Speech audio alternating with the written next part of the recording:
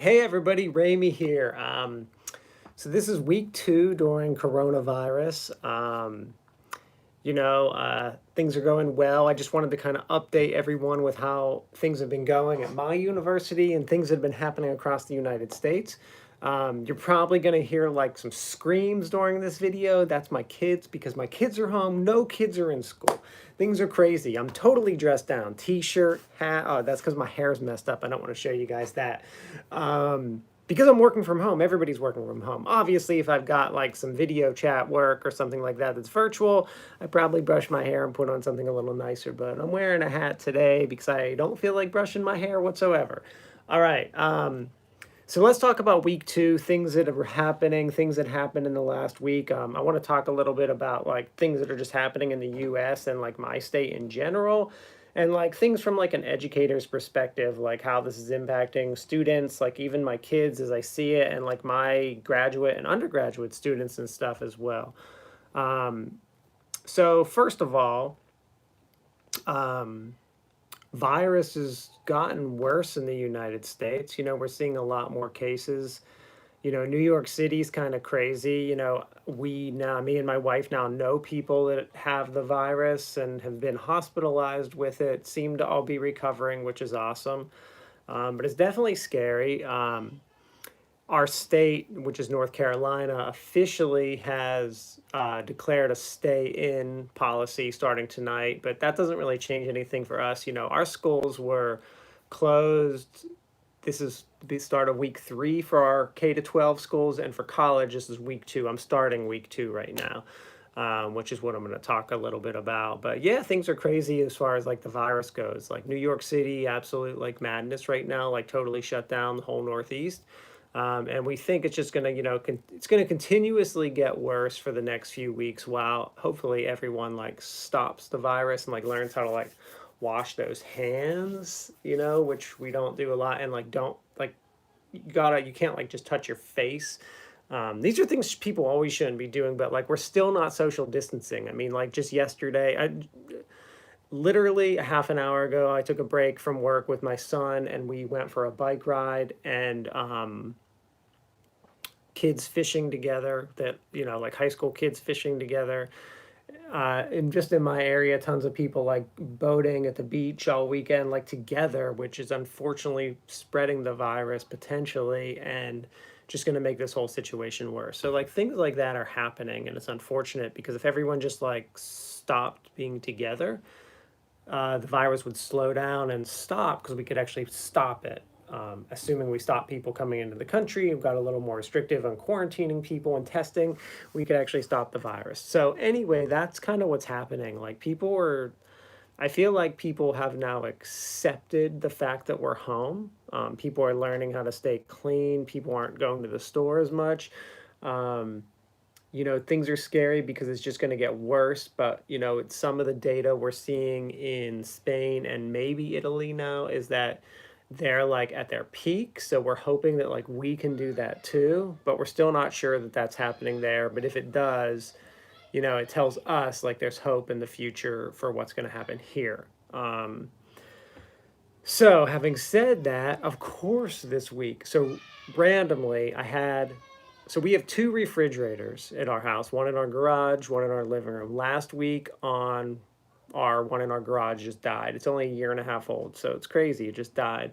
Um, so we had to put everything in our main fridge in our house, and our fridge is going to be fixed tomorrow. Well, randomly, we woke up yesterday morning, our in-house fridge is busted as well. So what are the chances of having 2 refrigerators break in the same week? So we had to get rush delivery, a new one put in today. So now we have a fridge.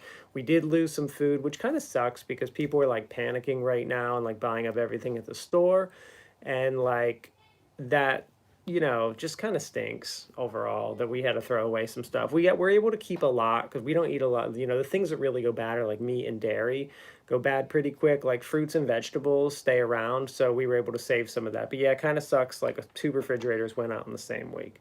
Um, so that's kind of like the state of what's happening, like in the U.S. right now. Like that's kind of what's happening. Like people are panicking and but some people are getting a little more relaxed. Like we've accepted this stay at home. So I feel like this week is like I feel like last week was stay at home work, and like I don't feel like people got a lot done because they were panicking. I feel like this week people have accepted that they're home and we're able to like start, like at least what I'm feeling is I'm able to start working more at my capacity versus what I did last week.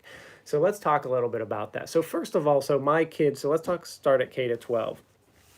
So it's kind of crazy. Like my state, North Carolina, they have called K to 12 schools until May 15th at this point. Um, in like some other states, they've just called it indefinitely, probably the rest of the school year, kind of until further notice. There's no way any kids are going back to school in April across the US. I just don't see that happen. My prediction has always been the fall, but if people can really do a good job, I think there's a chance that kids could go back to school in like I want to say mid-May, but probably more like June. I really just think it's going to be the fall. We'll see how kind of like how heat affects this virus as well. Like what are the impacts as it's turning spring? It's like 90 degrees where I live today. So I think things like that are hopefully going to help a little bit. But so, parents are right now like learning, how do I educate my kid? Like teachers are scrambling to start teaching. And that's pretty interesting to watch. I mean, we don't expect it to be good. Like they weren't prepared for it. Like no K to 12 prep programs require teachers to learn how to teach online. So it's really interesting to watch, everyone kind of scramble to put courses online. And I think that's to be expected, and that's kind of what we are seeing.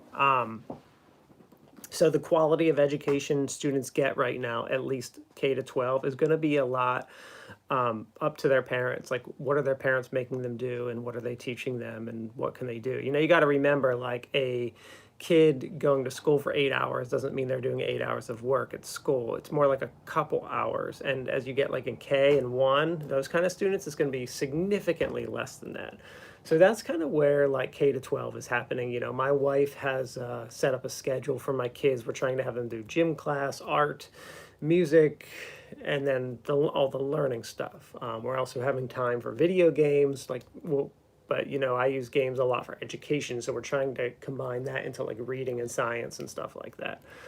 What's happening at the college level? I think colleges were in a much better position for this than K to 12 schools, for the reason that most colleges have a learning management system and are set up to teach online. There are at least faculty teaching online. So while not all professors teach online whatsoever, I think they were in a much better position going online. So I feel like, like I sent an admin, just sending admins emails today to like take care of things for me for like advising and stuff. And they were able to do all of this virtually, no issues. So I think that like from an administrative perspective, I think colleges are functioning. And, I'm getting emails from potential students. Now, my field is instructional design. We're the people who develop online courses and are the experts there. So I feel like we're going to have a strong interest in people to enroll in the summer and fall semester. Um, so I think that there's definitely that in like the instructional design world, which is what I'm a professor in, which is, my field. But other fields, maybe it's going to be, people are going to back off a little bit. But usually what you find is that like, during 2008, during the recession, people actually went back to school because people that had lost their jobs realized maybe their career is not viable. So there's a lot of career transition into something else, whatever you think you might want to do. We're realizing like what that risk is. Like one of the things we're really realizing with this whole situation is what are essential jobs, like what do you need? And in a situation like this, it's really weird. Like we realizing like we do need pharmacies and grocery stores and gas stations and truck drivers and people to like, you need plumbers and electricians to like repair things and stuff. So those are all essential. We need firemen, we need doctors, we need nurses, we need teachers, and we need the teachers to teach online. So we're really seeing like, what do we need? Like we really need Amazon, and we need companies to be able to learn to step it up. And, companies, so I'll talk about this. I really should do a video on how companies. So I've been thinking about this for a long time about like the way a grocery store should be set up. So online grocery ordering should be completely standard, but like grocery stores, why do they need an in-store? Like, wouldn't it be cheaper for them to have a warehouse and just have some workers who gather up the groceries and have them ready for people coming out to get? Like, wouldn't they save a lot of money by not having to stack the shelves and to have the displays and all the lights and all the stuff? Um, I feel like that's maybe a way of the future that we're going to see for grocery and other industries.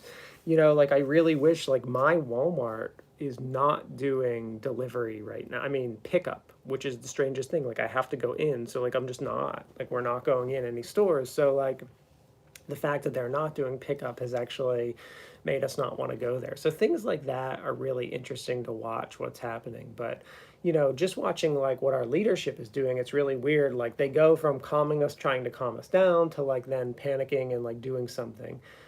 I really wish that we would be proactive, and we really haven't been this whole time. I feel like our state and other states should have been at a standstill like 4 weeks ago, and we're at a standstill 4 weeks later. In my county, there's like 28 cases right now. Granted, we have 300,000 people, but we've started noticing community spread. And you've got to remember, when you get a case, that doesn't mean like the case is here today. That means the case is like 2 weeks ago. And why do we say that? Well, first of all, we say 2 weeks ago because it could take up to 2 weeks for someone to detect this virus, but that's really like not necessarily what's happening. If you look at like what the research is saying, what little we have right now, it says it's taking about like 5 days for this to hit someone. So if it takes 5 days to hit someone, it hits them. They wait a couple days to see what they have. They woke up with a fever. That's cold and flu season still. They're like, I got a fever. It's saying that it can take a couple days to a week before they notice that heaviness, and that's when all of a sudden they're a little more concerned. So now we're at like a week. We just added 4 more days of having symptoms, so we're at like 5 to 10 to 12 days, and then they're all of a sudden like, I want to get tested. And finding a test is really difficult. It's taking people days to find a test, and then when you get the test, there are some tests that are quick.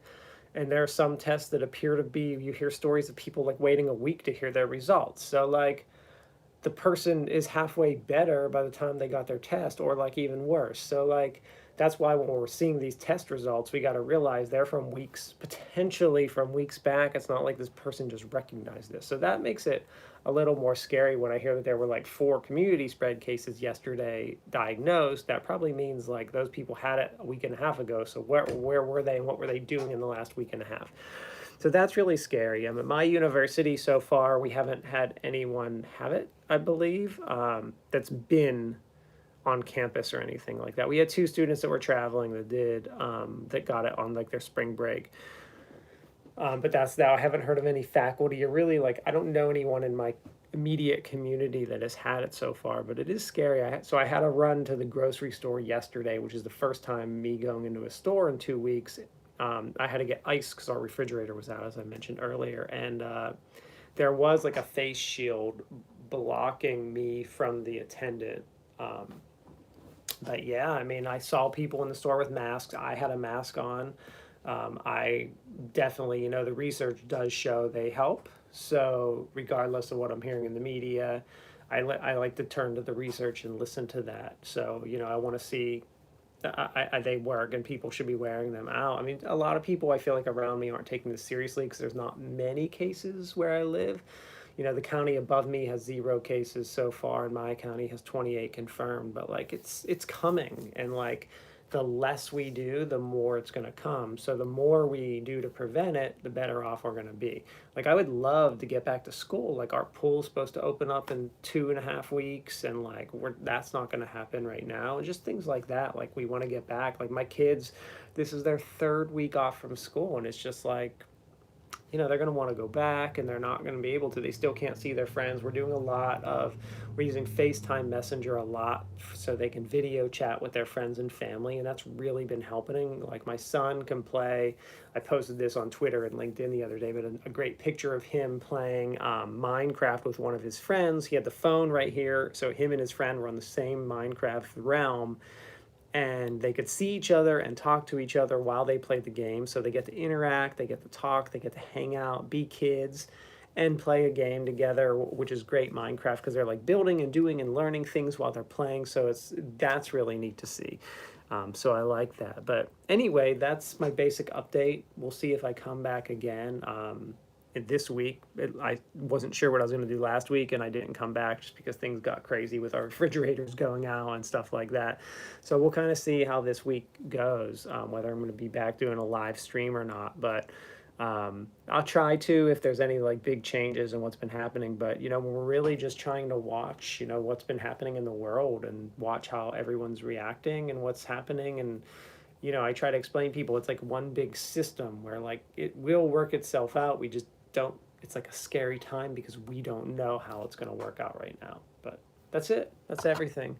So thanks a lot, everybody.